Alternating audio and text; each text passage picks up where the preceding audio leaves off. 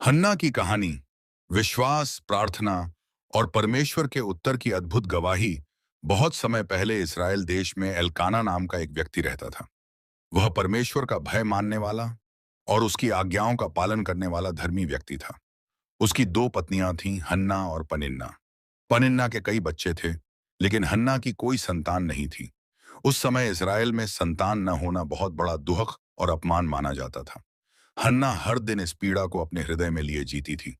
उसका पति अल्काना उससे बहुत प्रेम करता था और उसे सम्मान देता था, लेकिन उसकी सबसे बड़ी इच्छा थी कि वह भी एक दिन अपने बच्चे को गोद में उठा सके।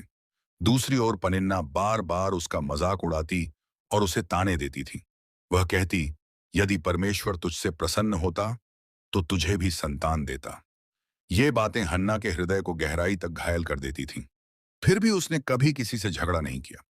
उसने अपने दुहा को परमेश्वर के सामने रखने का निर्णय लिया। हर वर्ष एल्काना अपने पूरे परिवार के साथ शीलोह जाता था, जहां यहोवा के निवास स्थान में बलिदान चढ़ाया जाता था। वहां पहुंचकर लोग आनंद मनाते, आराधना करते और परमेश्वर का धन्यवाद करते। लेकिन हन्ना का मन दुख से भरा रहता। जब वह दूसरे परिवारों को अपने बच्चों के साथ देखती, तो उसकी आंखों से आंसू बहने लगते। वह भोजन तक नहीं करती थी। एल्काना उसे समझाता और कहता, हन्ना, तुम क्यों रोती हो? क्या मैं तुम्हारे लिए 10 पुत्रों से भी बढ़कर नहीं हूं? हन्ना अपने पति का प्रेम समझती थी, लेकिन उसके हृदय की गहरी लालसा केवल परमेश्वर ही पूरी कर सकता था। एक दिन शीलोह में आराधना समाप्त होने के बाद हन्ना चुपचाप परमेश्वर के भवन में चली गई। वहां उसने घुटने टेक दिए और पूरे मन से प्रार्थना करने लगी। उसके होंठ हिल रहे थे, लेकिन आवाज नहीं निकल रही थी। उसकी आंखों से आंसू बह रहे थे।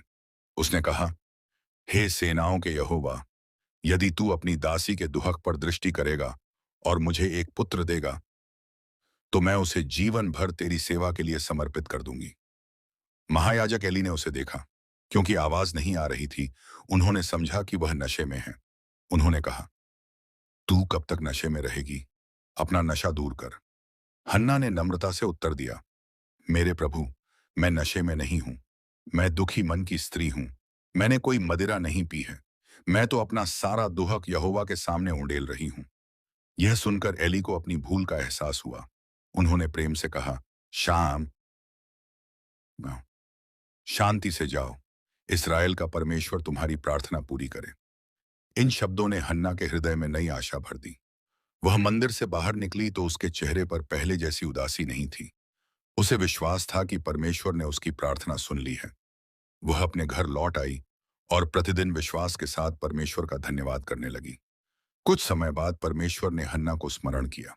वह गर्भवती हुई और समय आने पर उसने एक सुंदर पुत्र को जन्म दिया। उसने उसका नाम शमूएल रखा, क्योंकि उसने कहा, मैंने उसे यहोवा से मांगा है। जिस स्त्री की आंखों में कभी केवल आंसू थे, उसकी तो आहे चिंदिया मचती है। उसकी गोद अब परमेश्वर के दिए हुए पुत्र से भर गई थी। लेकिन हन्ना ने अपनी प्रतिज्ञा नहीं भुलाई। उसने परमेश्वर से वादा किया था कि यदि उसे पुत्र मिलेगा, तो वह उसे परमेश्वर की सेवा के लिए समर्पित कर देगी। जब शमूएल थोड़ा बड़ा हुआ और मां के बिना रह सकने लगा, तब हन्ना उसे शीलोह लेकर गई। वह अपने साथ बलिदान भी लेकर गई और महायाजक एली से बोली, मेरे प्रभु, मैं वही स्त्री हूं जो यहां खड़ी होकर यहोवा से प्रार्थना कर रही थी। मैंने इस बालक के लिए प्रार्थना की थी और यहोवा ने मेरी विनती सुन ली। इसलिए अब मैं इसे जीवन भर यहोवा को समर्पित करती हूँ। और बबानिद आन कुहिन। एक माँ के लिए अपने छोटे पुत्र को परमेश्वर की सेवा में छोड़ देना बहुत कठिन था, लेकिन हन्ना जानती थी कि परमेश्वर को दिया हुआ कभी व्यर्थ नहीं जाता। उसने अपने पुत्र को एली की देखरेख में छोड़ दिया और परमेश्वर की आराधना की। इसके बाद हन्ना ने परमेश्वर की स्तुति में एक सुंदर प्रार्थना गाई। उसने कहा कि परमेश्वर दीनों को ऊंचा उठाता है, नम्र लोगों को सम्मान देता है और अपने विश्वास योग्य लोगों की रक्षा करता है। शमूएल मंदिर में बड़ा होने लगा। वह बचपन से ही परमेश्वर की सेवा करता था। हर वर्ष जब हन्ना और एल्काना शीलोह आते, तो हन्ना अपने बेटे के लिए अपने हाथों से एक नया छोटा वस्त्र बनाकर लाती थी। जब वह शमूएल को देखती, तो उसका हृदय आनंद से भर जाता। उसे इस बात की खुशी थी कि उसका पुत्र परमेश्वर की सेवा कर रहा है। एक रात जब शमूएल मंदिर में सो रहा था, तब परमेश्वर ने उसे पुकारा। उसने सोचा कि एली बुला रहे हैं, इस हानियत इस्तेमाल इसलिए वह उनके पास दौड़ कर गया। एली ने कहा, मैंने तुम्हें नहीं बुलाया, वापस जाकर सो जाओ। ऐसा 3 बार हुआ। तब एली समझ गए कि परमेश्वर स्वयं शमूएल को बुला रहे हैं। उन्होंने उससे कहा, यदि फिर आवाज आए, कहना, हे यहोवा बोल, क्योंकि तेरा दास सुन रहा है। जब परमेश्वर ने फिर पुकारा, तब शमूएल ने वैसा ही किया। उस दिन से परमेश्वर ने शमूएल से बातें करनी शुरू की और उसे अपने संदेश देने लगे। समय बीतता गया। शमूएल इसराइल का महान भविष्यद्वक्ता बना। पूरे देश के लोग जानते थे कि परमेश्वर उसके साथ है। उसी ने आगे चलकर इसराइल के पहले राजा शाऊल का अभिषेक किया और बाद में दाऊद को भी राजा बनने के लिए अभिषिक्त किया।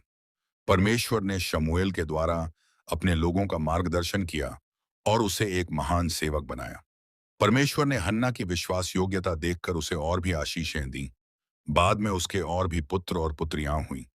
जिस स्त्री की गोद कभी सूनी थी, उसका घर आनंद और आशीषों से भर गया।